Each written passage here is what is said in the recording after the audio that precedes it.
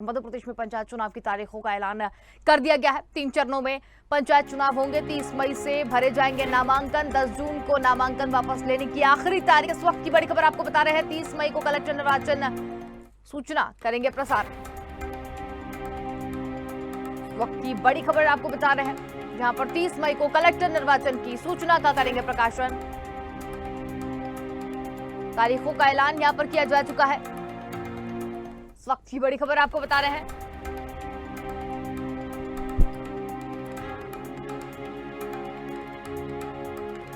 लगातार ये बड़ी खबर आपको बता रहे हैं, 30 मई को कलेक्टर निर्वाचन की सूचना का करेंगे प्रकाशन। मतपेटी के जरिए होगा चुनाव। और ज्यादा जानकारी के लिए हमारे साथ संवाददाता विवेक राणा जुड़ गए हैं। जी विवेक, जो पंचायत चुनाव होने उसकी तारीखों का ऐलान यहाँ पर किया जा चुका है, क्या कुछ अधिक जानकारी? बात की जाए तो मध्य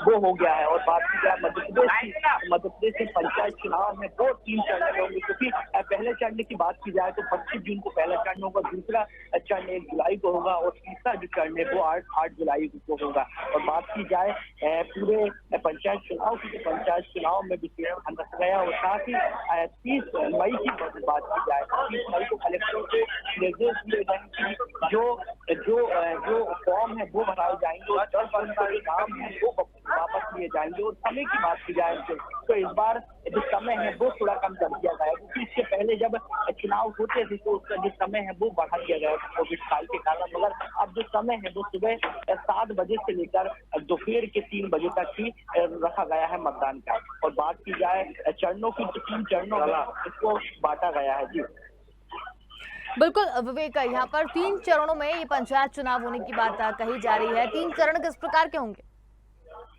बिल्कुल, 3 चरणों की बात की जाए तो पहले चरणों में करीब 115 जनपद पंचायत होंगी, जिसमें करीब ग्राम पंचायतों की बात की जाए तो 8702 जो पंचायतें वो रहेंगी। और दूसरे चरणों की बात की जाए तो 106 जनपद पंचायत और ग्राम पंचायत की संख्या 7661। और बात की जाए मतदान केंद्र की तो करीब 23,000 जो मतदान केंद्र रहेंगे। और तीसरे चरण की बात की जाए तो 52 जनपद पंचायत रहेगी, जिसमें ग्राम पंचायत 6,639 ग्राम पंचायत रहेगी, जिसका जो मतदान केंद्र की बात की जाए तो करीब 20,000 मतदान केंद्र रहेंगे। अब देखने वाली बात है कि 3 चरणों में मतदान होना है मध्य प्रदेश में। और निर्वाचन आयोग की बात की जाए तो उनकी जो तैयारी है पूरी हो गई है। और 30 तारीख को मध्य प्रदेश निर्वाचन आयोग जो है वो मध्य प्रदेश के जितने भी कलेक्टर हैं उनको कहीं ना कहीं जो सूचना प्रकाशन के आदेश दे देंगे। जी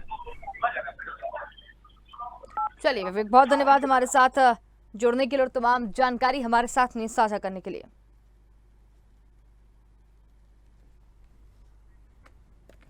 तो आपको बता दें कि कमेटी के जरिए, मतपेटी के जरिए ये चुनाव यहां पर होगा।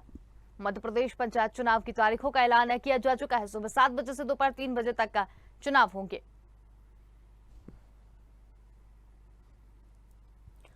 यहाँ पर चर्चा को आगे बढ़ाएंगे। तो मेहमान हमारे साथ यहाँ पर जुड़े हैं, जिसमें बीजेपी से हमारे साथ धैर्यवर्धन शर्मा हमारे साथ में जुड़े हुए हैं और कांग्रेस से सिद्धार्थ राजावत जी हमारे साथ जुड़े हुए हैं। आप दोनों का ही बहुत स्वागत है। तो धैर्यवर्धन जी, सबसे पहले सवाल मेरा आपसे ही है कि पंचायत चुनाव की जो तारीखें हैं उसका ऐलान यहाँ पर किया जा चुका है, क्या तैयारी बीजेपी की? भारतीय जनता पार्टी का जनाधार निरंतर बढ़ रहा है, विशेषकर ग्रामीण क्षेत्र में उन तबकों में जो किसी जमाने में कांग्रेस पार्टी जिनको अपनी बपौती समझती थी या जिनके बारे में ये धारणा थी कि ये भारतीय जनता पार्टी को वोट नहीं देते हैं, वह तबका भी पिछले अनेक चुनावों में लगातार बीजेपी की ओर झुकाव बढ़ाता दिख रहा है। उसका बड़ा कारण है कि कांग्रेस पार्टी ने केवल गाल बजाए, गरीबी हटाओ का नारा दिया, पर भारतीय जनता पार्टी ने धरातल पर गरीबी हटाने के लिए बड़े ठोस काम किए हैं। गांव के ऐसे लोग जो अपने जीवन काल में कभी झोपड़ी के अलावा अपने बच्चों के गुजर बसर के लिए कोई सपना नहीं देख सकते थे, वो खपरेल में रहते थे, झुग्गियों में रहते थे, उनके लिए सीमेंट कंक्रीट का घर बना करके दिया है। उस वंचित तबके के लिए जो बेहद ही गरीब था उसके लिए शौचालय घर घर में बना करके दिए हैं। लोगों को, माताओं बहनों को जिनकी आंखों में मोतियाबिंद हो जाता था, जो अपनी छाती से ऑक्सीजन निकाल करके चूल्हा जला करके अपने परिवार का भरण पोषण कर पाती थी, चूल्हे में आग जला पाती थी, उन महिलाओं के लिए मुफ्त में सिलेंडर्स दिए। ये सारी योजना बेहद कारगर हैं। और एक और महत्वपूर्ण बात मैं बता दूं कि कांग्रेस का शासन जब हुआ करता था तब पंचायतों में खरंजे के अलावा कुछ नहीं होता था। खरंजे भी बेतरतीब खरंजे, कीचड़ से भरे खरंजे, पानी में डूबे हुए खरंजे। और भारतीय जनता पार्टी की सरकार आने के बाद सीमेंट कंक्रीट की सड़कें उन गांव में दिखाई देने लगी हैं। भारतीय जनता पार्टी की सरकार बनने के बाद गांव में रहने वाले किसान भाइयों, वो भी वहां के मतदाता हैं, वे गांव के निवासी हैं, जिनको किसान सम्मान निधि दी जा रही है। तो अनेक प्रकार की ऐसी योजनाएं हैं, चाहे महिलाओं के उत्थान के लिए आर्थिक मदद हो, चाहे दूसरे लोगों की मदद हो, सबका झुकाव निरंतर भारतीय जनता पार्टी को बढ़ रहा है। इसलिए हमें लग रहा है कि भारतीय जनता पार्टी को व्यापक समर्थन पंचायत के चुनावों में ग्रामीण क्षेत्र में मिलेगा। चलिए ठीक है सिद्धार्थ जी, सवाल मेरा भी आपसे यही है, अगर कांग्रेस की बात करें तो कांग्रेस की क्या तैयारी देखने को मिलेगी इस बार?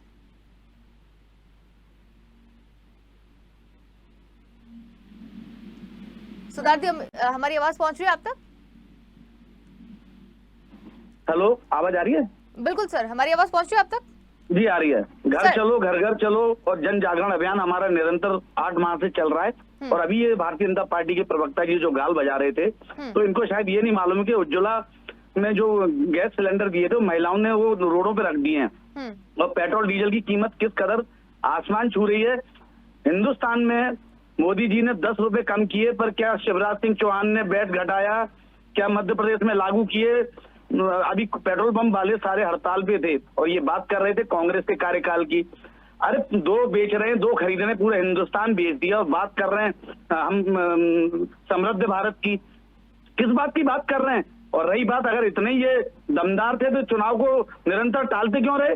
इनको मालूम है, अभी इन्हीं के एक मंत्री ने एक सर्वे बना के मुख्यमंत्री को दिया है कि जुलाई से पहले चुनाव कराए जाएं, नहीं तो हमारी पराजय हो जाएगी। क्योंकि गाँव में रोड नहीं है, मतदाता परेशान है, बिजली आ नहीं रही है। किस प्रकार से आप देखिए रोशनपुरा पे शिवराज सिंह जी को खाली बाल्टियों के संग घेरा जाता है और मीडिया उसे दिखाती रही है। 5,000 करोड़ रुपया मुख्यमंत्री अपना चेहरा चमकाने में सिर्फ मीडिया और अपने इवेंट मैनेजमेंट में खर्च कर चुके हैं। अरे प्रदेश का भला कब होगा? शिवराज जी ने शबराज बना दिया मध्य प्रदेश को और ये बातें कर रहे हैं बैठ के फेसबुक और व्हाट्सएप यूनिवर्सिटी से। ये जो भाजपा के जो अंधभक्त है, इनको बताइए कि आज जनता त्राईमान कर रही है और चुनाव कांग्रेस जीतेगी, भारी मतों से जीतेगी पूरे प्रदेश में। रणनीति तो पूछी मैंने सर, आपकी रणनीति क्या रहेगी इस चुनाव को जीतने के लिए? देखिए, कांग्रेस की रणनीति जो है वो आपको बहुत जल्दी मालूम चल जाएगी। पर सर्वप्रथम यह है कि हमारा जो बूथ विस्तारक जो माननीय कमलनाथ जी ने किया था, पन्ना प्रमुख और मंडलम हमारे पूरे बन चुके हैं और एक एक कार्यकर्ता बड़ा उत्साहित है।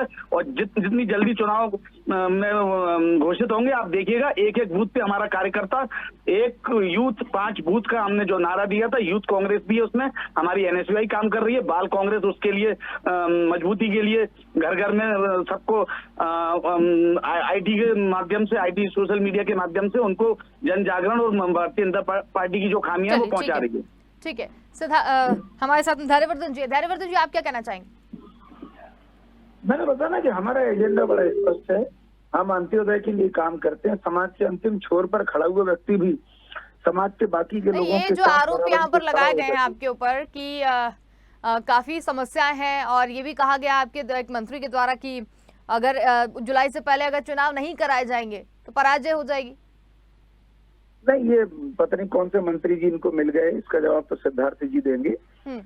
मेरे पास ऐसी कोई जानकारी नहीं है। गांव में बिजली पानी की भी काफी समस्या है जिसको लेकर ग्रामीण भी परेशान नजर आ रहे हैं। ग्रीष्म काल में थोड़ी सी तकलीफ आ जाती है, कोयले का उत्पादन कम है, कोयले की खपत बढ़ जाती है, पानी का स्टोरेज कम हो जाता है, जो पानी से बिजली बनाई जाती है। तो अब गांव के लोग भी जागरूक हैं, सब टेलीविजन देखते हैं, अखबार पढ़ते हैं, सोशल मीडिया पर समय व्यतीत करते हुए सब परिस्थितियां जानते हैं। अब कोई इनको बरगला नहीं सकता। वे यह भी जानते हैं कि इतने भयानक संकट के बावजूद भी कैसे मध्य प्रदेश की सरकार बिजली को नियंत्रण में रखने का प्रयास लगातार करती है। कम से कम कष्ट लोगों को हो, कम से कम कटौती हो, इस बात की चिंता सरकार करती है। ये सब सबकी जानकारी में है।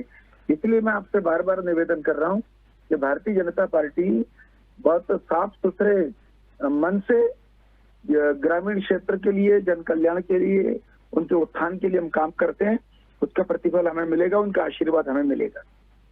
बिल्कुल। सिद्धार्थ जी तो कह रहे हैं कि ग्रीष्मकालीन में थोड़ी बहुत समस्या आ जाती है, इसलिए ग्रामीण परेशान हो जाते हैं, और ग्रामीण अब तो जो है वो काफी जागरूक हो गए हैं। सर, प्रथम तो मैं महोदय से ये पूछना चाहता हूँ कि 60% जो केंद्र से राशि आती है प्रदेश के विकास के लिए और 40% राशि हमारी राज्य शासन से मिलती है, क्या पिछले विगत 3 वर्षों से मोदी जी ने जो 60% राशि दी नहीं है, तो आप विकास कार्य कैसे बता रहे हैं कि हमने इतना विकास कार्य किया है? 60% की राशि जो केंद्र देती है प्रदेश के विकास के लिए, वो आज तक नहीं आई है। 1 लाख करोड़ के ऊपर जीएसटी अभी भी बकाया है। 28 सांसद नदारद है मध्य प्रदेश से, इनका क्या रोड मैप है? किस बात पे ये चुनाव लड़ेंगे? किस बात पे जनता के बीच में जाएंगे? जनता बैठी हुई है भारतीय जनता पार्टी के नेताओं के कुर्ते फाड़ने के लिए। सिद्धार्थ जी जी बिल्कुल। धैर्यवर्धन जी क्या कहेंगे आप? आरोप तो यहाँ पर आपके ऊपर भी लगे। अब कटने की बात करो, काठियावाड़ पहुंच जाते हैं। मेरा ये कहना है कि इसके बावजूद भी तो हम विकास कर ही रहे हैं ना। अरे विकास कहाँ से कर रहे हैं जब पैसे नहीं है? इनकी तरह अरे सिर्फ विज्ञापनों में विकास दिख रहा है। धैर्यवर्धन जी, विज्ञापनों में विकास दिख रहा है आपका? सिर्फ विज्ञापन बड़े-बड़े छापे इवेंट कर रहे हैं। शिवराज सिंह जी को रात में नींद नहीं आती है सिर्फ विज्ञापन छाप के अपना चेहरा चमकाना। क्या कारण है कि शिवराज सिंह जी को सुबह 8 बजे बैठ मीटिंगें करनी पड़ रही हैं? कि 18 वर्ष से उनके कार्यकाल में किसी मंत्री ने कोई विकास कार्य नहीं किया, जिसकी वजह से उनको समीक्षा की मीटिंग करनी पड़ रही है? क्या कारण है बताइए आप? मैं अपने समय में अपनी बात रखूं। आपका मौलिक अधिकार है, पर झूठ बोलने का आपका मौलिक अधिकार बिल्कुल नहीं है। जनता को भ्रमित नहीं करिए आप। कोई बात नहीं, 18 वर्ष से आप जनता को बेवकूफ बना रहे हैं। केवल कांग्रेस के प्रवक्ताओं का ही पक्ष लिया करें। कांग्रेस के लोग फरमान जारी कर दें, फिर हमें क्यों बुलाया जाता है? अगर आप हमारे इस समय के अधिकार को हमें वंचित करना चाह रहे हैं। आप आपके समय के अधिकार को नहीं, आपके झूठ को है ना पर्दाफाश किया जा रहा है। आप ठीक है सिद्धार्थ जी, आपसे भी सवाल किया था ना धैर्यवर्धन जी, सवाल किया, उनको जवाब देने दीजिए। जी धैर्यवर्धन जी, मेरा इतना सा निवेदन है कि देखिए, हम कांग्रेस की तरह रोना तो रो नहीं रहे। कितना पैसा लंबित है केंद्र के पास, कितनी किस्त आई नहीं आई, इसके बावजूद भी काम हो रहे हैं। एक बात। दूसरी बात, ये किस मुंह से विकास की बात करेंगे? कमलनाथ जी की सरकार के समय गरीबों के लिए प्रधानमंत्री आवास जो बनने थे, वो 2 लाख मकान इन्होंने सरेंडर कर दिए थे। इन्होंने कह दिया था कि हम 2 लाख मकान नहीं बना पाएंगे, क्योंकि अपना हिस्सा इनको जो 40% देना था वो देने की इनकी स्थिति नहीं थी। तो इसलिए ये सब बातें करने की आवश्यकता इनको नहीं है। आपके पास 40% देने की स्थिति है क्या? 3,50,000 करोड़ का कर्जा है मध्य प्रदेश के ऊपर। एक बच्चा पैदा होता है तो 50,000 के कर्जे में पैदा हो रहा है मध्य प्रदेश के अंदर, और आप बात कर रहे हैं विकास की। आपने मध्य प्रदेश को विनाश बना दिया है, जो हृदय स्थल है हिंदुस्तान का। मध्य प्रदेश को बेच दिया पूरा। गुजरात के सारे ठेकेदार काम कर रहे हैं मध्य प्रदेश के अंदर। आप पता कर लीजिए आरटीआई लगा के, और सब पे दलाली खा रहे हैं पूरे भाजपा के बड़े बड़े नेता। धैर्यवर्धन जी, मैं हर बात का जवाब नहीं दे पाऊंगा। इतनी तलखी है इनके मन में। सरकार इनकी चलेगी तब से कांग्रेस के नेता नियंत्रण में नहीं है। धैर्यवर्धन जी, थोड़ा धैर्य रखिए। सरकार हमारी नहीं गई, अब आपकी जाने वाली है। आपा खो जाते हैं कांग्रेस के प्रवक्ता लोग। नहीं, आपा नहीं खोते हैं। सिद्धार्थ जी, मुझे तो लग रहा है कि आप बहुत आक्रोश में है, इसलिए मैं आक्रोश में रहते हैं। धैर्यवर्धन जी, जब जनता त्राईमान करती है तो उसकी आवाज उठानी पड़ती है। आप लोगों से इवेंट दिख रहा है। आप जनता के, आप लाशों पे राजनीति करने वाले लोग हैं, जिनने कोरोना काल के जो बेचारे मरे, उनको आज तक जो 4 लाख रुपए की घोषणा की थी माननीय मुख्यमंत्री जी ने, आज तक उनको नहीं दी। सिर्फ आप लाशों पे और जनता के ऊपर आप राजनीति करना जानते हैं। सिर्फ उनका हक उनको देना नहीं जानते। देश जानता है कि कांग्रेस के नेता ट्विटर पर, फेसबुक पर और टीवी पर ही अपनी नाराजगी प्रकट करते हैं। यदि आपको लगता है कि जनहित के किसी मुद्दे में हमसे कोई कमी हो रही, तो आपको पब्लिक के बीच जाना चाहिए। चलिए ठीक है, हम पंचायत चुनाव, भाजपा के ठीक है या नहीं है? ठीक है, हम पंचायत चुनाव पर वापस आते हैं। ये तो मुद्दे हैं यहाँ पर। धैर्यवर्धन जी, अगर 3 चरणों में चुनाव यहाँ पर होने हैं, बीजेपी की इस बार की क्या रणनीति इस बार साफ तौर पर देखने को मिल रही है? बार बार उसी क्वेश्चन को रिपीट करने का कोई मतलब नहीं है। मैं आपसे कह चुका हूँ कि हमारी रणनीति बड़ी साफ है। हम नर सेवा नारायण सेवा में भरोसा रखते हैं। अंत्योदय हमारा मंत्र है, और उस मंत्र की सिद्धि के लिए हम बहुत ही ईमानदारी के साथ काम करते हैं। सबका साथ, सबका विकास, और सबका प्रयास ये हमारा संकल्प है और उसकी परिणति हमें धरातल पर दिखाई पड़ने लगी है। इसलिए भारतीय जनता पार्टी मजबूत है, चाहे लोकसभा के चुनाव हो, चाहे विधानसभा के चुनाव हो, चाहे नगरीय निकाय के चुनाव हो, चाहे पंचायत के चुनाव हो। छोटी यूनिट है, पंचायत के चुनाव में लोगों में बहुत उमंग और उत्साह भर गया है, क्योंकि वहां उनको जनप्रतिनिधि बनने का अवसर मिलता है। तमाम लोग खंभ ठोकते हैं, पर भारतीय जनता पार्टी निश्चित तौर पर लाभ में रहेगी इस चुनाव में, ये हमें पूरा भरोसा है। चलिए, बहुत धन्यवाद, आप दोनों हमारे साथ यहाँ पर जुड़े और इस चर्चा में शामिल हुए। तो आपको बता दें कि ग्राम पंचायत चुनावों का तारीखों का ऐलान यहाँ पर हो चुका है, जिसमें मतदान के बाद से ही मतदान केंद्रों में मतगणना की जाएगी। तो ये बड़ी खबर आपको बता रहे हैं, जहां पिछले चरण में 115 जनपद पंचायत में चुनाव होंगे। इसके साथ ही 8,702 ग्राम पंचायतों में पहले चरण में चुनाव होंगे और दूसरे चरण में 106 जनपद पंचायतों में चुनाव होंगे। 7,661 ग्राम पंचायतों के चुनाव में भी दूसरे चरण में चुनाव होंगे। तीसरे और आखिरी चरण में 92 जनपद पंचायतों के चुनाव होंगे। 6,649 ग्राम पंचायतों की वोटिंग आखिरी चरण में होगी। 39 जिलों में 3 चरणों में ये चुनाव किए जाएंगे।